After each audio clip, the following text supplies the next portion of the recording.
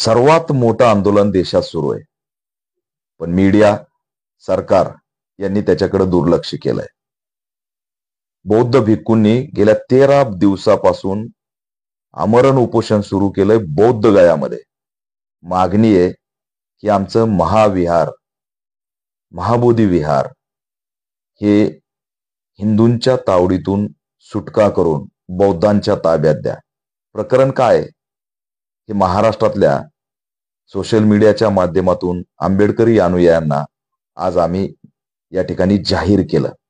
आमची पोस्ट पडल्यानंतर या मुद्द्याकडे राज्याचं लक्ष या ठिकाणी लागलेलं आहे आणि म्हणून हा मुद्दा खूप गंभीर आहे.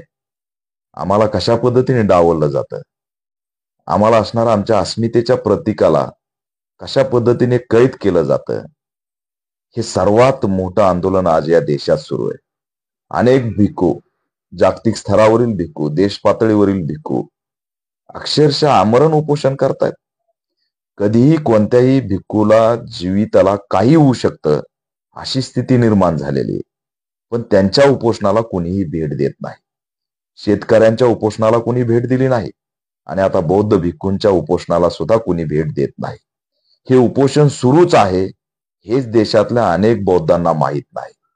या ठिकाणी बौद्ध गयातील बुद्ध विहार हे बौद्धांचं विहार आहे, बौद्धांचं प्रमुख केंद्र आहे, देशातलं जगातलं सर्वात मोठं बौद्धांचं केंद्र आहे.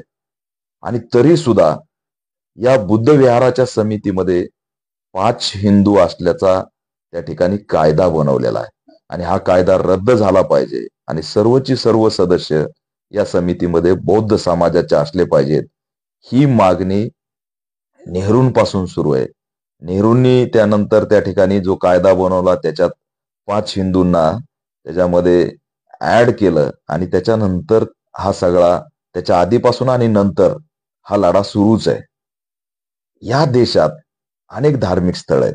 राम मंदिर पासून, तिरुपती पासून, पंढरपूर पासून, त्यानंतर दर्गे असतील, मस्जिद असतील, अनेक धार्मिक स्थळ आहेत, पर्यटन स्थळ आहेत. पण ज्या धर्माचा मंदिर आहे त्याच धर्माचे असणारे सदस्य त्या समितीमध्ये आहेत असा एकंदरीत या देशामधला पॉइंट आहे.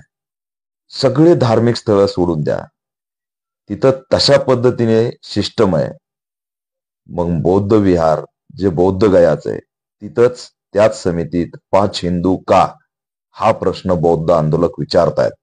आणि त्या 5 हिंदूंमुळे, ब्राह्मणवादी विचारांमुळे त्या ठिकाणी गौतम बुद्धांच्या विचाराची पडताळणा होते. अनेक त्या ठिकाणी भयंकर अशा प्रथा रुजवल्या जात आहेत.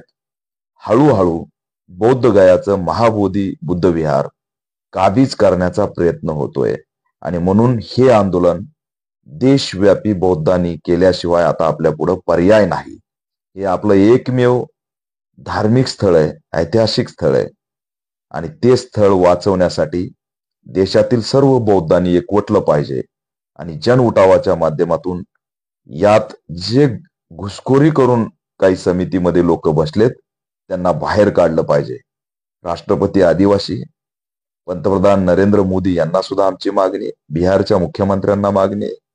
याआधी लालू प्रसाद यादव यांच्या काळामध्ये हे बौद्ध गया बुद्ध विहार हिंदूच्या तावडीतून मुक्त व्हावा यासाठी त्यांनी प्रयत्न केले, परंतु त्यांच्या विरोधात भाजपाने षडयंत्र केलं.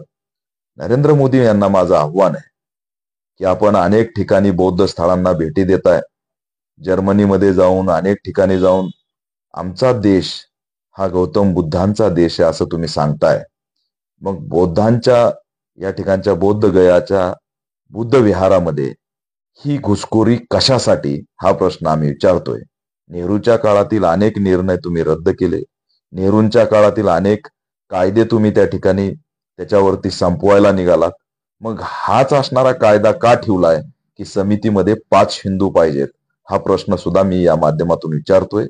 देशातल्या, राज्यातल्या सर्व बौद्ध अनुयायांना आव्हान करतो की आपल्याला खडबडून जागं व्हावं लागेल तरच बौद्ध गयातील बुद्ध विहार वाचणार आहे, अन्यथा हळूहळू हे बुद्ध विहार सुद्धा ते काबीज करते. किती दुर्दैव आहे, ज्या उत्खननामध्ये गौतम बुद्धांच्या लेण्यांचे, स्तूपांचे, अशोक सम्राटकालीन स्तूपाचे अवशेष सापडले.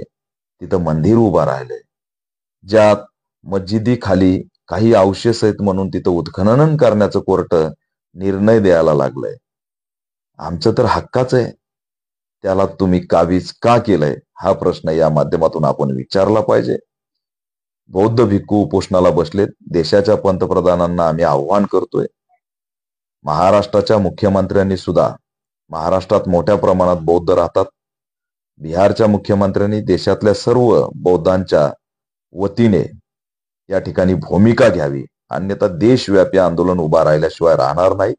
समाज बांधवांना मी आवाहन करतोय, तात्काळ बुद्ध विहारामध्ये एकत्र या, या आंदोलनाला पाठिंबा द्या, चर्चा करा, जागरूकता निर्माण करा. बौद्ध गया महाबोधी विहार कसं धोक्यात आहे हे समजून सांगा. स्थानिकच्या कार्यकर्त्यांनी लीडिंग करा आणि या संदर्भातलं पंतप्रधान, राष्ट्रपती, बिहारचे मुख्यमंत्री, राज्याचे मुख्यमंत्री या सगळ्यांना निवेदन द्या आणि त्या निवेदनामध्ये महाबोधी बुद्ध विहार हे हिंदूंच्या तावडीतून मुक्त झालं पाहिजे आणि बौद्धांच्या ताब्यात देऊन जागतिक स्तरावरील बौद्धांचं प्रमुख केंद्र म्हणून जाहीर झालं पाहिजे. या मागणीसाठी जे बौद्ध भिक्खू उपोषणाला बसलेत त्यांना पाठिंबा जाहीर करा. जसा जमेल तसा पाठिंबा जाहीर करा. जसं बोलता येईल तसं बोला. सोशल मीडियावर प्रत्येक जण व्हिडिओ टाका. इन्स्टा असेल, फेसबुक असेल, सोशल मीडिया असेल, या सगळ्यावरती हॅशटॅग सेव बौद्ध गया बुद्ध विहार असेल, त्या ठिकाणी महाबौद्ध विहार बचाव म्हणून आंदोलन असेल, हे उभा करा. सोशल मीडियाशिवाय आता आपल्याला पर्याय नाही.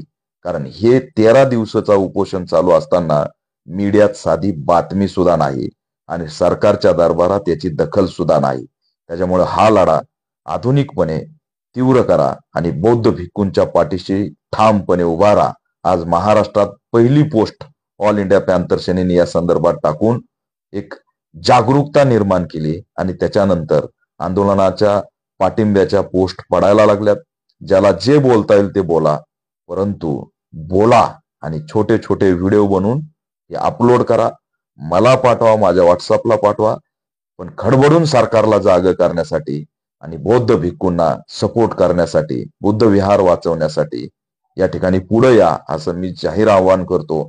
आणि केंद्र सरकारला इशारा देतोय की जर का बौद्ध गयातील उपोषण करणाऱ्या भिक्खूंच्या केसाला जरी धक्का लागला तर नरेंद्र मोदी, तुम्ही पंतप्रधान आहेत, बौद्धांनी जर एकवटून आवाज आणि एल्गार पुकारला तर या ठिकाणी खैर नाही, मोठा उद्रेक आणि परिणाम झाल्याशिवाय राहणार नाही, असा इशारा सुद्धा देतोय.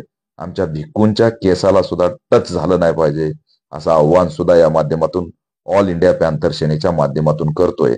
आणि कार्यकर्त्यांनी तात्काळ निवेदन द्यावं, आंदोलन करावं, विहारामध्ये चर्चा करावी असं आव्हान सुद्धा करतो.